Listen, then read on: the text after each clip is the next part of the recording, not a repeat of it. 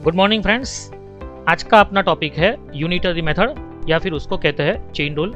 उसमें हम आज पार्ट 1 देखेंगे।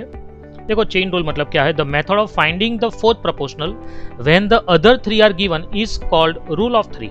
मतलब क्या है? अगर आपको 3 क्वांटिटी दे रखी है और आपको कहा जाए कि चौथी फाइंड करिए, तो वो रूल ऑफ थ्री है, उसको चेन रूल कहते हैं। Repeated use of rule of three is called chain rule. मतलब ऐसा हो सकता है कि आपको 5 क्वांटिटी दे जाए और आपको कहा जाए कि फाइंड द सिक्स्थ, या फिर आपको ऐसा कहा जाए कि 7 क्वांटिटीज दे दी है और आपको कहा जाए 8th वाली फाइंड करो। ठीक है, ऐसे मतलब ये जो मतलब रिपीटेशन हो रहा है उसको कहते हैं चेन रूल, या फिर उसको यूनिटरी मेथड भी कहते हैं, एकम पद्धति भी कहते हैं, एकम पद्धति। ठीक है, अब यूनिटरी मेथड है मतलब ये जो चेन रूल है उसमें 2 टाइप के प्रोपोर्शन होते हैं। एक होता है डायरेक्ट प्रोपोर्शन और एक होता है इनडायरेक्ट, या फिर उसको इनवर्स प्रोपोर्शन भी कहते हैं। अब डायरेक्ट प्रोपोर्शन मतलब क्या है? 2 quantities are said to be directly proportional. मतलब वो दोनों डायरेक्टली प्रोपोर्शनल कब होता है? इफ ऑन द इंक्रीज और डिक्रीज ऑफ द वन। मतलब कोई भी एक का इंक्रीज या डिक्रीज होने के कारण द अदर इंक्रीजेज और डिक्रीजेज प्रोपोर्शनेटली। मतलब कि किसी भी एक क्वांटिटी इंक्रीज हो रही है तो दूसरी भी इंक्रीज हो रही है, या कोई एक डिक्रीज हो रही है, डिक्रीज मतलब घट रही है, ठीक है, तो दूसरी भी डिक्रीज हो रही है। इंक्रीज मतलब बढ़ रही है, डिक्रीज मतलब घट रही है। चलिए एक एग्जांपल समझते हैं। देखिए, 7 ball pen cost ₹35, then 9 ball pen cost rupees how much. ये अपना एग्जांपल है। ठीक है, तो हम इसमें क्या करते हैं? मालूम है कि भाई ये 9 × 35 करते हैं, डिवाइड बाई 7 करते हैं। ये प्रोसेस अपना होता है कि 9 और 35 का मल्टीप्लाई होता है और डिवाइड बाई ये जो वायोलेट कलर का जो मतलब नंबर दे रखा है वो अपॉन में जाता है, वो अपॉन में 7 होता है। 9 × 35 अपॉन 7, वही आपको बताया हुआ है। मतलब ये अपना 9 × 35 अपॉन 7। अब हम कैंसिल करते हैं तो ये 7 5 × 35 हुआ।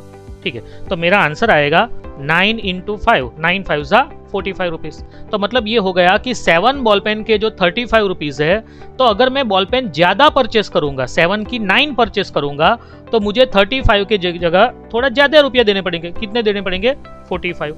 एक और एग्जाम्पल देखते हैं जिसमें ये 7 बॉल पेन के 35 रुपीज, तो यहाँ पे 9 की जगह पे कोई और नंबर लेते हैं।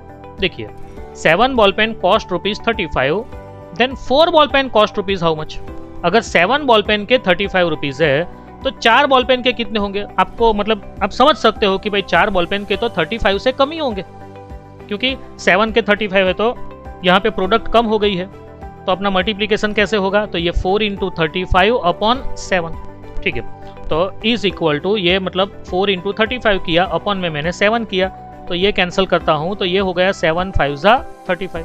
तो मेरा आंसर आया 4 × 5 इक्वल टू ₹20। ठीक है, तो इसको समझते हैं।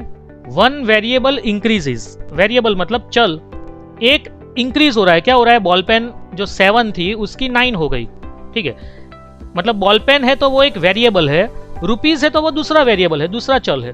ठीक है, तो एक वेरिएबल मेरा इंक्रीज हो रहा है, 7 का 9 हो रहा है, तो दूसरा वेरिएबल भी 35 का 45 हो रहा है। मतलब 1 वेरिएबल इंक्रीजेस, बढ़ रहा है, देन अदर इंक्रीजेस, तो दूसरा भी इंक्रीज हो रहा है। दूसरे एग्जांपल में क्या हुआ?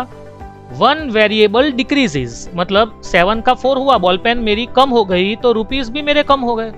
ठीक है, 1 variable decreases, then other variable decreases. इसको हम कहते हैं डायरेक्ट प्रोपोर्शन। अब हम एक रॉन्ग इंटरप्रिटेशन समझते हैं। इंटरप्रिटेशन मतलब ऐसा, मतलब लोग समझ लेते हैं कि भाई इसमें भी ऐसा ही होता है, वो गलत है मतलब। ठीक है, 10 men can do a piece of work in 6 days। अगर 10 लोग एक काम को 6 days में कंप्लीट कर रहे हैं, तो 15 men can do the same type of work. मतलब ऐसा ही, इतना ही काम है, तो वो काम खत्म करने में उनको कितने दिन लगेंगे। ठीक है, अगर इसमें भी अगर हम ऐसा ही कर रहे हैं कि भाई ये 15 × 6 अपॉन 10 कर रहे हैं, मतलब तो वो गलत है। क्यों गलत है तो समझते हैं।